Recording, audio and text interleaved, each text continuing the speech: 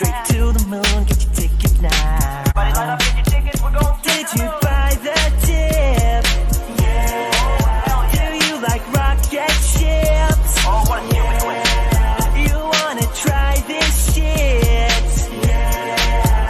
We got everything you need, you better buy some Biddy now. Everybody, long live Ponzi. Everybody, long live Ponzi. Everybody, long live Ponzi ride. Never short it. Bitcoin's back, alright. Yes, indeed. Bitcoin is back. All right, baby. Welcome to Satoshi's Bitcoin Chart Show. This is the Bitcoin forecast, the strength of the system, the health of the network, where we find out what's up with what is going down. Today's date is Thursday, the 7th of October, 2021. Let's be gone and jump straight into these figures. Here we go, rock and roll. Starting from left to right, we've got Coolcoin BTC SegWit protocol, centrally owned, planned and controlled by Blockstream.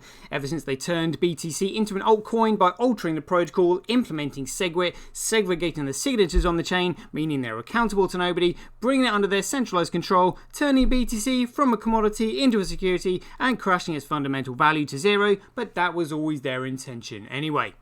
And then we've got Bcrash, again, centrally owned, planned and controlled by Roger Ver and his crony mates. And we've got Fisher Price Cash. I'm not even going to bother talking about that because that's just an absolute joke. And then we've got Bitcoin. The original protocol goes right back to the Genesis block. It hasn't changed, making it the real Bitcoin, the true Bitcoin, the genuine Bitcoin, and the world's first and only ever digital commodity, backed by the value of data sovereignty, making it the most valuable commodity on Earth. Yes, indeed. So let's have a look at these figures then. So we're Coolcoin, we've got hash rate 97.9, network nodes 94.1, transactions 35.7, well, whatever that is. Block size 0.9, not even 1%. So it just goes to show you those transactions have got no data in them whatsoever, utterly worthless. But when you consider that BTC did actually start out as Bitcoin, a peer-to-peer electronic cash system, something has clearly gone wrong. So we'll just let our favourite douchebag of Bitcoin, Peter McCormack, see if he can explain that for us right now. Take the floor, Pete, if you'd be so kind. Bitcoin is so different now from when Satoshi was here. Yeah, well, when Satoshi was here, Bitcoin was a peer-to-peer electronic cash system. How far away from that are we now? It's a completely different project. And what would Satoshi have to say about that? It doesn't matter who Satoshi is anymore. And what if he came back and said something like, what the hell do you think you're doing effing up my project? Even if Satoshi came back, I don't think he would just be immediately welcomed as having this God-given right to decide what happens with Bitcoin. I think he would have to earn his right back into the project. Earn his right back into the project? I just thought you said it was nothing like Bitcoin. It's a completely different project, and it didn't matter who Satoshi Nakamoto was anymore. Why would he want anything to do with a project that is nothing like the one he started, that is Bitcoin, a peer-to-peer electronic cash system? This makes no sense whatsoever. So in your opinion, what's this alternative project based on now then? Bitcoin is built based on consensus now. Consensus? Do you know what proof of work is? Do you understand the significance of a chain of signatures? Did you even bother to read the white paper? Blockstream implemented SegWit on the 24th of August 2017, segregating the signatures on the chain, meaning they were accountable to nobody, closing the source so that it's no longer open source, and centralizing it under their control, meaning there is no consensus because it's a centralized project and fundamentally worthless. You utter fool. But because you make me laugh out loud, I'll let you have one more go at trying to convince me. Bitcoin is built based on consensus now. Is it now? And then we've got Bcrash. So Roger, tell us your expectations for your centralized project that is Bcrash. And we're going to really spread Bitcoin Crash across the entire country here in Antigua. Yeah, good luck with that, mate. And what do you say to all those multinational corporations that do billions, if not trillions of dollars of global trade on an annual basis, that say they need a regulatory compliant monetary system in order to do so? The ones that say that the blockchains all need to be legally compliant about everything all the time, just go use your Visa card. Yeah, because that's going to work. And then we got Bitcoin. So let's have a quick word with the creator of Bitcoin himself, Dr. Craig Wright, Satoshi Nakamoto. So Craig, tell us, what do you want from Bitcoin? I want Bitcoin not to go up to 10,000 or 100,000. I want it to be worth millions per Bitcoin. That's it. And that's what we spend money for. Very simple. Loving that. Let me help out and I'll stick my foot right in. So we've got hash rate 0.26%, network nodes 1.02, transactions 52%, but block size 99%. Absolutely phenomenal. So if you're wondering why I'm saying it's phenomenal, let me explain. Bitcoin mining operations compete to process data transactions on chain. No transactions, no use. No use, no value. No value, no money. The most valuable chain is the chain with the most utility on it. BTCs are utter clowns. Yes, indeed. And utility is just simply data volume, really. And obviously transactions are what's uploading the data onto the chain. But it's block size mainly. Absolutely phenomenal. So Craig, tell us, what else can we expect from Bitcoin in the future? At InChain, we've just funded a number of universities doing so far a test up to 1 gigabyte because it validates what we've already done independently. We've tested up to 380 gigabyte blocks. We've tested 1 million transactions a second and transaction sizes up to 20 megabytes. Super complex scripts, basically ones that can run operating systems. That's all of global commerce times about 50. On top of that, we can have complex scripts. On top of that, with payment channels, we can scale each of those transactions 1,000 times, which effectively means about 1 billion transactions per second, which means we can then have all derivatives, all complex trades. That means high frequency trading. It means everything that happens globally. It means that sounds absolutely fantastic. So let's have a look at these blocks coming through the chain. But before we do this, we'll have a quick chat with our main man, Michael Saylor, who never fails to put me up in the morning with his level of enthusiasm. So Michael, welcome to the show. Tell me, what do you say to people like Peter McCormack, who think that Bitcoin should be changed and tampered with and just messed around with? I like Bitcoin the way it is. So do we, Michael, so do we. But we really like it. How do you compete with that? In fact, I love Bitcoin the way it is. All right, mate, calm down, calm down. Well, you can't just leave it there. You're going to have to explain yourself. Tell us, what is it about Bitcoin that you love so much?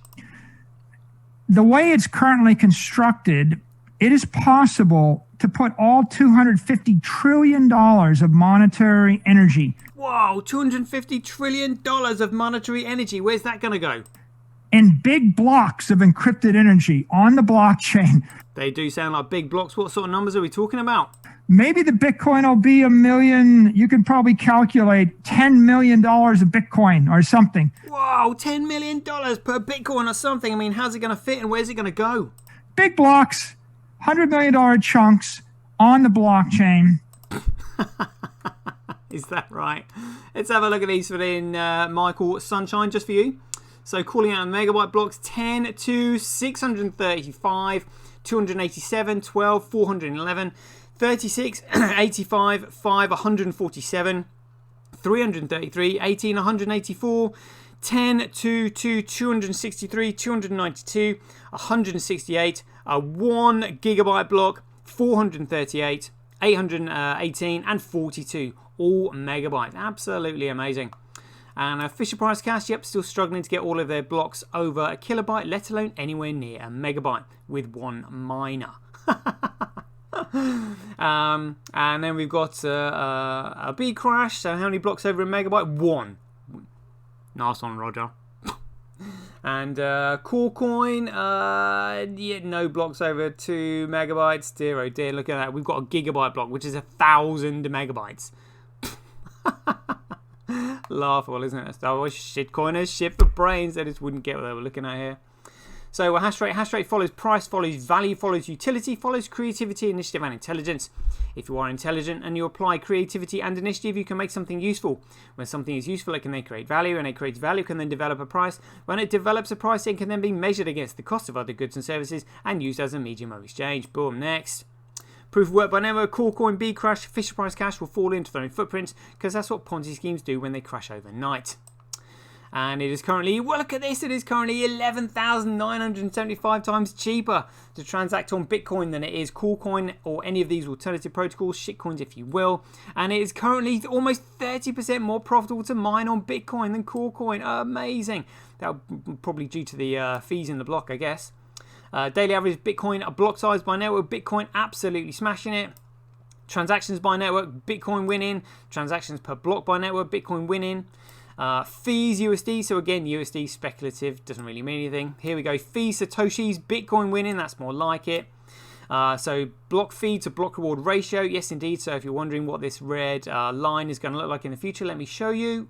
That red line is going to be the equivalent to this solid blue line here going up. So you can see as the block reward gets cut in half every 210,000 blocks, the block fees increase due to the economic incentives and data security that the network offers. More and more people start using it, and the fees go up and up and up due to the volume of transactions increasing over time.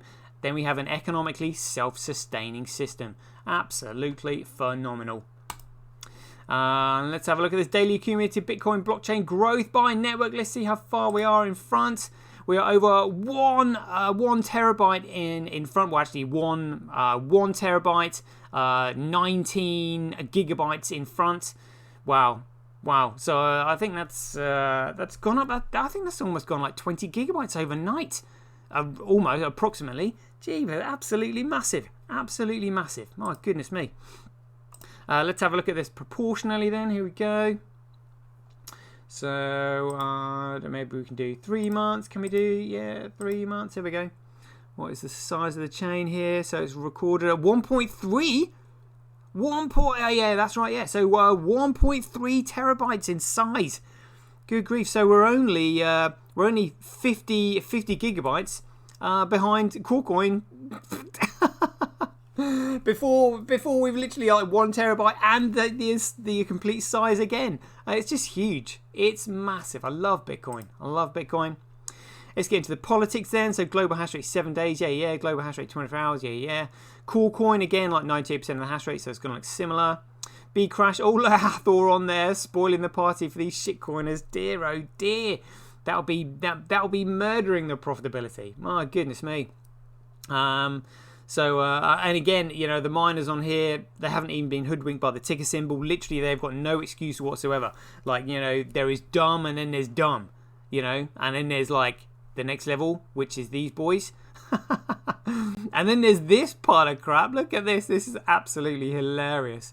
Hathor now with 91% of the overall hash rate. It's hilarious. Oh dear. Oh, it cracks me up.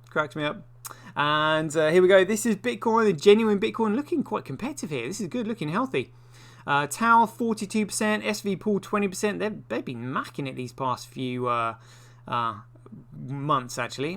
Dutch mining on there, you know, via BTC, still want them to be squeezed. The reason we want shitcoin enterprises off the chain is because the only thing they understand is dollar worshipping, which leads on to price manipulation, which we will look at now in the short positions. Look at this number go up, ladies and gentlemen. Look at that. Whoa, it's just shot up from out of nowhere. I wonder what's caused that.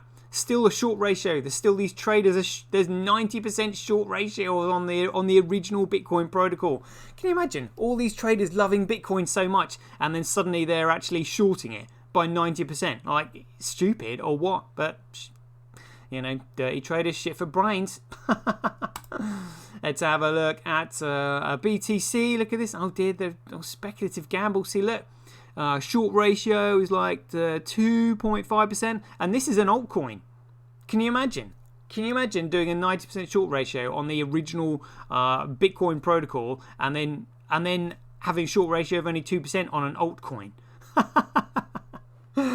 Oh dear, they're going to learn the hard way. My goodness me. Let's have a look at Bitcoin blocks live. So for any newbies watching this for the first time, the vertical rectangular blocks moving across the top of the screen are the transactions being recognized by the node on the network. And they're recognized instantly the moment they're broadcast, because Bitcoin is an ultra small world mandala network constructed like this. It means as the size of the network increases, the density of the links goes to 0, making an ultra small world and highly sparse respectively. The network formulation can also lead to an improved topology against malicious attacks, so it's hard to take down. It is absolutely phenomenal. So once the transactions are broadcast, they're then and picked up by more than 50% of the nodes. They're then thrown into the memory pool, which is where they're competed for by miners and payment processors in order to create a block, put the transaction within a block, and then place the block on the blockchain, which is when they're rewarded with the Coinbase data, otherwise known as the block reward, otherwise known as freshly minted Bitcoin, along with the fees in the block. So we can see this 2 gigabyte block here.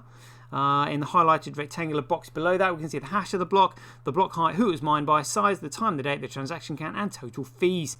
So if we click on the height, Let's have a look at this. So a 5 BSV in terms of fees. Again, we want really more than 6.25, but again, that's going to be cut in half soon, and that will be going down to 3.125. So economically self-sustaining, whereas the other chains are literally going to collapse.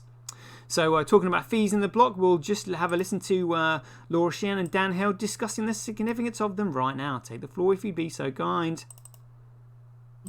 So, as you mentioned, at a certain point when the block reward stops, there will be a transition where miners will be compensated in transaction fees, not in the block reward. And the current amount that they earn is from fees is about 9% of the block reward. And so we'd have to see transaction fees 11x by roughly 2140, which is when the new Bitcoins will stop being minted. But I just wondered, if we don't see an increase in the amount of transactions that can happen at layer 1, because the number of layer 1 transactions is limited. And right now, I feel like a lot of the scaling is focusing on layer 2. Can transaction fees 11x in that time, or will that require people to pay a lot more per transaction? Over the next couple halving cycles, we should see it start to predominantly be the value that is compensated to the miners in the block reward. If Bitcoin is the world reserve currency that doesn't have a strong security model, like there's not a lot of monetary compensation in the block reward due to transaction fees, well, then its long-term security will be weak. If it is the world reserve currency, there will be very, very many layer 1 transaction fees. Okay, yeah. So it sounds like you think it is possible that the amount in transaction fees will maybe not be enough on layer 1 to replace the block reward when the time comes. Absolutely, there won't be enough to replace the block reward when the time comes, because they've purposely restricted it to 1 megabyte, meaning you can only handle maybe 4 to 7 transactions per second if all the stars in the universe align. Do you honestly think a network that could only handle 4 to 7 transactions per second was honestly meant to economically sustain all of this lot? Look at this. This is the backbone to the new global financial system. This is the world's first ever commercial internet, backed by the value of data sovereignty and data security. It's absolutely phenomenal. Can you imagine an internet that can only do 4 to 7 transactions per second? Even dial-up is faster than that. It's so funny. The whole narrative is just absolutely ridiculous when you actually understand it. Honestly, crazy. But that's why we say shitcoiners, shit for brains. Let's have a look at BitInfo charts. Where are we now on transactions? Just 11.9%. Ah, dear, oh dear, oh dear. But anyway, we know that XRP and Ethereum are fundamentally useless anyway. And we'll just listen to David Schwartz, the Chief Technical Officer of Ripple Labs, explaining that XRP is fundamentally worthless and a security right now. Take the floor, David Schwartz.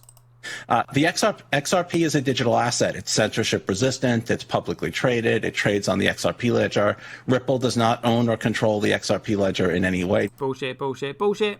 So how did Ripple then get all the XRP that it has? It has about half the supply.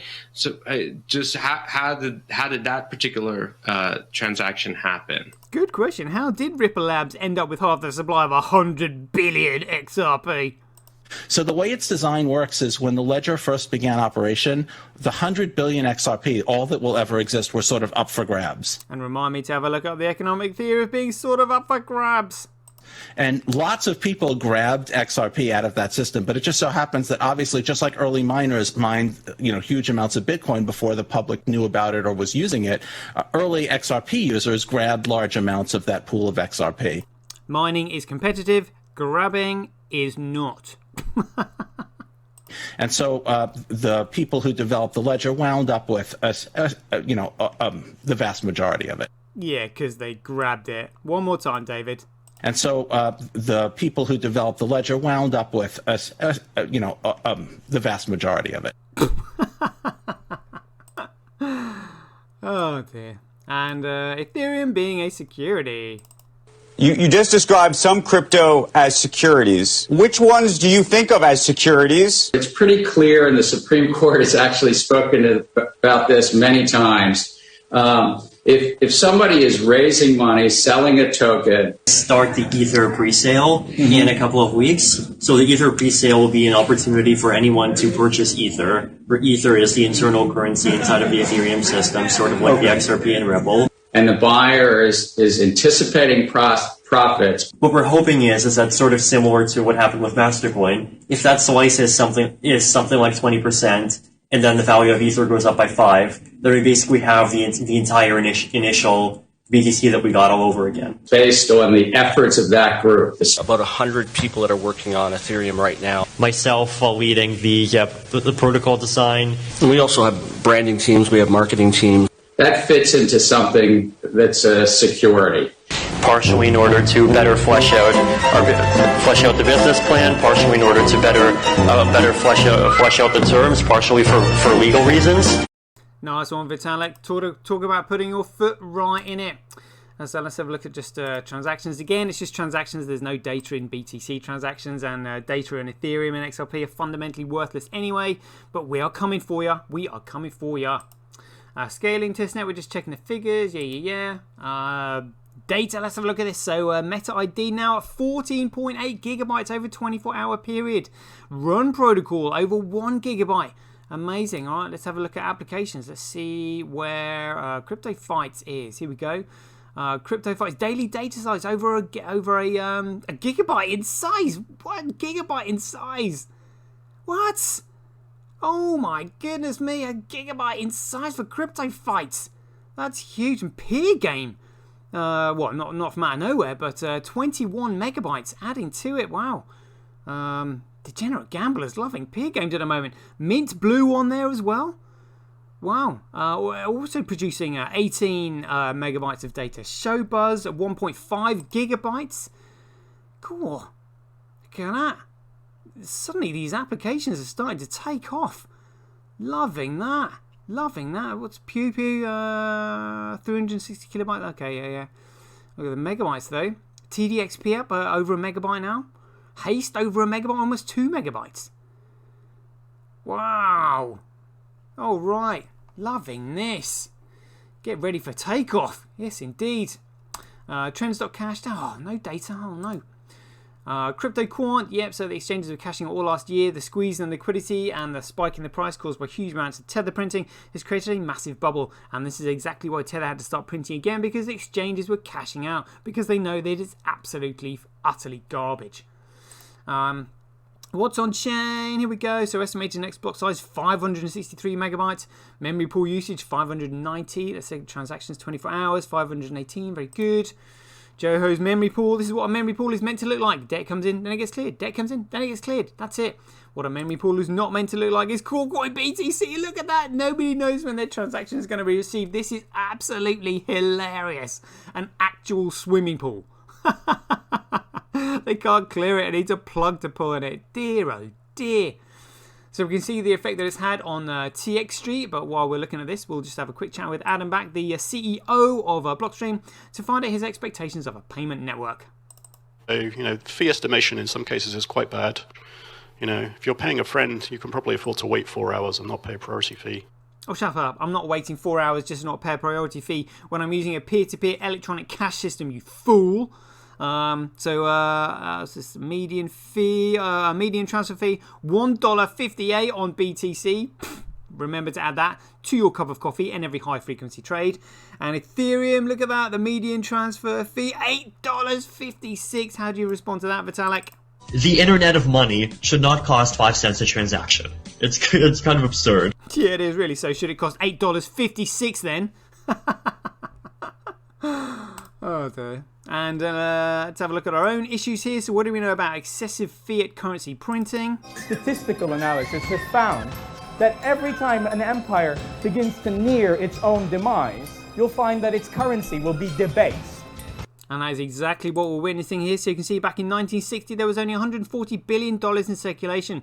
But by 2010, that had risen to $2 trillion. But then in just 10 years, from 2010 to 2020, it had gone to $4 trillion. And then in just a few months, look at that, it's shot up to over $20 trillion. Literally, there is no excuse for this level of money printing unless you are bribing a certain percentage of the population to look the other way while you depopulate the planet. And if you're wondering why they're going around trying to jab everybody, that's the reason. Right there. You think I'm joking? So knowing that Bitcoin is the only thing that can save us, wow, how are we feeling about it today? CoinGecko, look at this number go up. $170. What's this? BSV suffered a 51% attack. Please proceed with caution. Oh, shut up. Good grief, CoinGecko. Pull your finger out your ass. Stop shitcoining. Look at that number go up, people. How are we feeling about it today? 81% feeling good. Oh, yeah. Let's have a look at Bitping. Here we go, rock and roll. So we've got 84 cents per hour, money flow per hour. Countries 48. So remember, the Bitcoin network is paid to monitor the downtime of some of these other networks. You know, little do all these other networks know they will soon all be running on the Bitcoin network themselves. It is amazing. And the morning run, so 24-hour trade volume, 3,638. Good move. Do you know, move fast and break stuff does not mean breaking the law. Stay away from this, people. These are all illegal security offerings. Absolute pieces of garbage. But we are, for Bitcoin, which is the only genuine digital commodity, we've had 461,393 purchases in the last 24 hours. Very good. Let's have a look at Live Coin Watch. So, discrepancy in the price there, but number go up or number come back down. Let's have a quick look at the depth chart. 5.1 million bids versus 5.6 million asks. We're expecting a huge increase in both those numbers very soon. And let's have a look at Bitcoin versus USD. Whoa, look at that! I wonder what's caused that. Interesting. Something's just happened. Has rumor out? Is it about Roaring McDonald saying that he supports the genuine Bitcoin? Who knows? Who knows? Something's happened. Let's have a look at Coolcoin versus USD. Oh, so that's had a price pump as well, but then it's leveling off. Interesting. And let's have a look at Bitcoin versus Coolcoin. Oh, look, down we go, and then boom, suddenly up. Look at that. Loving that. Loving that. We'll take that. And the overall coin crap market, look at that. So none of these data protocols have any economic fundamental value whatsoever. They're all speculative pieces of utter crap. Bitcoin number 49 now. Look at that. Can you imagine picking up genuine Bitcoin for just like $170? Still absolutely crazy. Absolutely crazy. So knowing that Bitcoin is the only protocol with any fundamental value, the question has to be asked, what is it that makes BTC valuable when we know that BTC is an altcoin? So we'll just listen to Daniel Krowitz putting that question to Tony Vase right now. Why do you think BTC is valuable? It's valuable because it's the only unconfiscatable asset we have, and that is because that comes from its decentralization. I think Bitcoin is the only valuable crypto asset we have because of the nature of how it started in its first few years. And when you say Bitcoin, you mean BTC, right? Absolutely. But are you aware that in 2017, they changed the rules so that BTC no longer follows the Bitcoin white paper? That is not true at all. The white paper says that there needs to be a chain of signatures. Sure. Okay, so that's not what we have anymore. That's how SEG would change that. Okay, but it's still Bitcoin.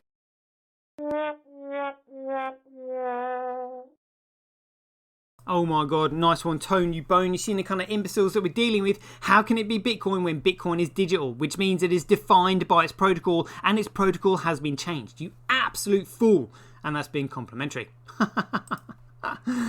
Alright, and let's have a look at Twitch. So made $125, 434 followers. Let's have a look at Twitch stats over the last 14, 15, 16, 17 hours, maybe 14 hours.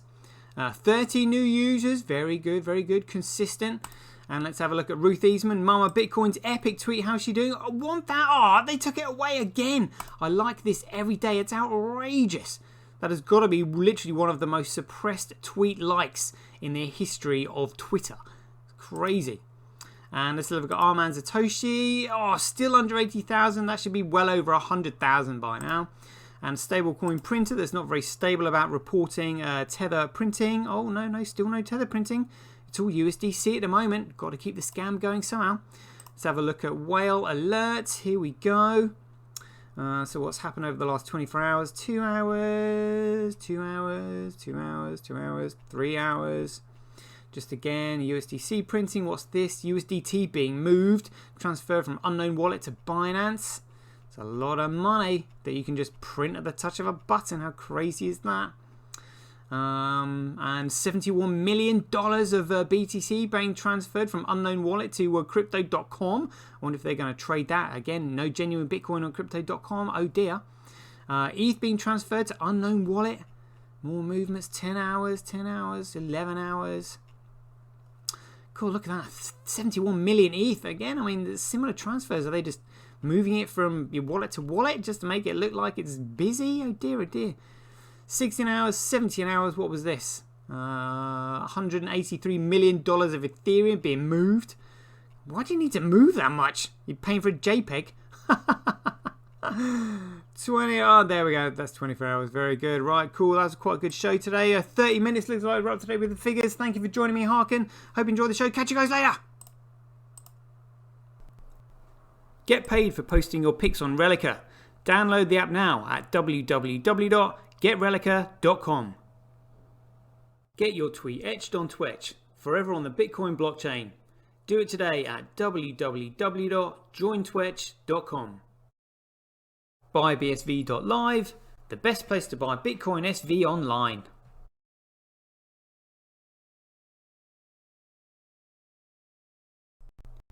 Support independent content creators on micropayment platforms such as Streamanity, Twitch and Relica. We should profit from our data, not the large corporations who track, monitor and sell it. If you enjoy the Bitcoin content that I produce, please support me by heading over to www.satoshi.tv, where you can keep up to date with all the latest news, gossip and content as it's created. Thanks very much. To get started in Bitcoin, go to freebsv.com, where you can claim your free Bitcoin.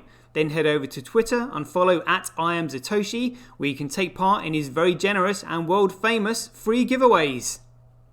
The future of advertising meets the power of Bitcoin at Tonic Pow. Get paid for posting advertising campaigns to your social media profiles. Go to www.tonicpowads.com.